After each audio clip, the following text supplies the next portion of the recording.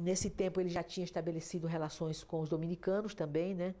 Que os dominicanos, ele achou que os dominicanos iam colaborar muito numa situação de dificuldade de tirar gente do país. Achava também que os dominicanos podiam percorrer as estradas do Brasil para dizer os caminhos por onde a luta podia se desenvolver. E ele foi estreitando a relação com os dominicanos. Nesse dia, 4 de novembro, os dominicanos estavam presos, foram torturados, não aguentaram e a polícia queria saber como é que eles se encontravam com Marighella. Aí eles deram o local e tudo. Disseram, a gente se encontra na Alameda Casa Branca. E como é que vocês marcam?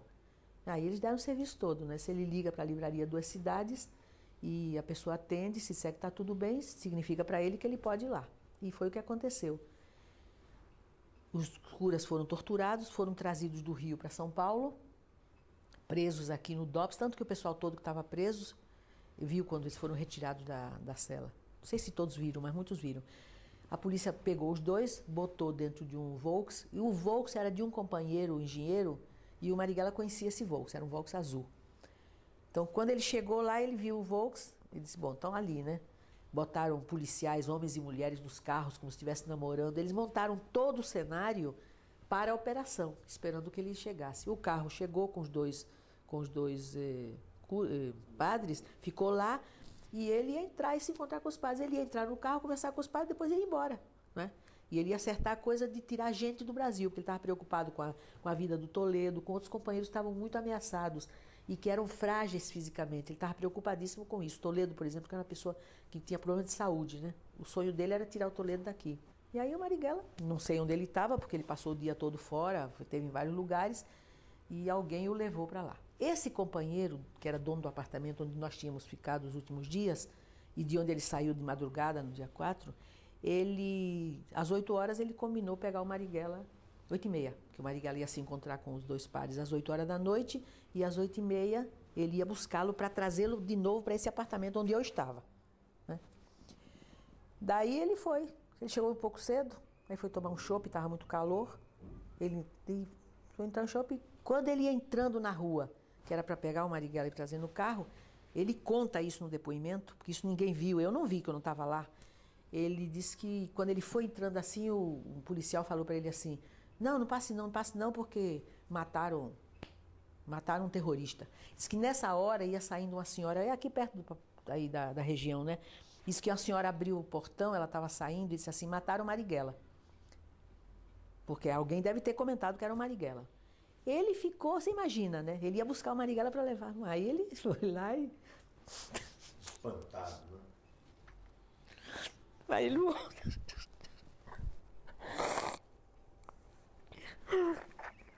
Aí ele chegou lá, ele foi de 8h30. Aí ele voltou correndo, né, lá pro apartamento, chegou lá e disse assim, eu disse, cadê o Marighella? Ele disse assim, claro, tem uma notícia para te dar, Marighella foi assassinado. Mataram o Marighella agora. Eu não queria acreditar, porque era uma coisa tão louca, tão inconcebível, né? Quer dizer, eu sabia que ele estava ameaçado sempre, mas aquilo foi tão brutal, né? Ele sabia que ele ia voltar às 8h30. Aí eu fiquei preocupada com o dono da casa, né? Ele era casado e tinha uma menina, né? Aí eu disse, então todo mundo tem que sair daqui correndo. A notícia era, morreu o terrorista Carlos Marighella num tiroteio. Não é verdade. Não houve tiroteio. Então, eu estou dizendo, o Marighella carregava, quando ele saía, ele carregava uma capanga até velha, né? Estava até estragada, que até eu brincava com ele que tinha que arranjar outra, porque aquela estava muito gasta, né? Ele carregava ali um aparelho de barba, que é onde ele estava, ele fazia barba, um revólver, uma coisa pequenininha aí, que não... Sei lá, que ele nunca usaria, né? Em qualquer circunstância, eu acho que nem dava para usar.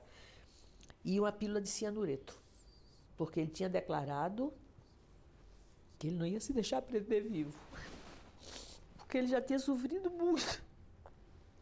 Ele sempre tinha sido muito torturado, né? Ele dizia muito isso. Então, é claro, se eu for pego, eu não me entrego. Sei tomar eu morro, mas eu não me entrego. Mas não atirando, ele ia morrer mesmo, isso é o que ele pensava, né? Bom, não deu para fazer nada disso. Daí Passou-se o tempo, a imprensa todo dia dizendo horrores, né? Contando milhões de mentiras e tudo, e dizendo que ele tinha atirado e que então o Fleury tinha que ter reagido. A polícia reagiu para se contrapor, que ele entrou com guarda de segurança, tudo mentira, não tem nada disso. Analisada a bala, não sei o que, a arma, está provado que a arma não foi usada. Quer dizer, ele não chegou a dar tiro nenhum. E a gente incluiu essa parte nesse documento nos outros que a gente estava preparando, e isso foi o que provou que ele não tinha sido assassinado em tiroteio.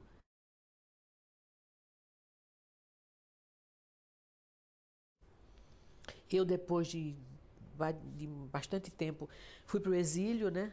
E eu estava com direitos políticos cassados. Eu perdi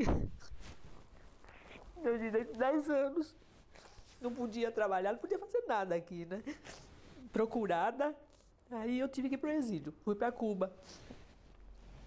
Quando eu voltei de Cuba com a anistia, aí eu voltei, a anistia foi decretada no dia 28 de agosto.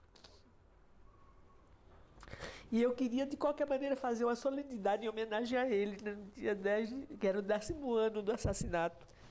Eu voltei em 79, né? Daí a gente tentou fazer um ato, eu cheguei em outubro, e no dia 10 de dezembro que a gente conseguiu, não dava tempo, né? Então o que é que a gente fez? Junto com a Comissão de Anistia, Comissão Brasileira de Anistia, aqui em São Paulo, a gente foi no cemitério, já era anistia, né? Para tirar os ossos dele e levar para a Bahia. Aí a polícia foi atrás, foi um inferno. Mas a gente fez a primeira homenagem a ele aqui no Sindicato dos Arquitetos. Foi uma solenidade até muito bonita, porque vieram todas as forças de esquerda que estavam clandestinas, apareceram lá em homenagem ao Marighella, a gente levou os ossos para a Bahia. Nesse meio tempo, na Bahia, o Carlinhos, né, o filho dele, já tinha feito o túmulo, o Niemeyer fez a lápide, né, com a ajuda do Chico e ele, através deles que eu consegui rápido, e a lápide é muito bonita.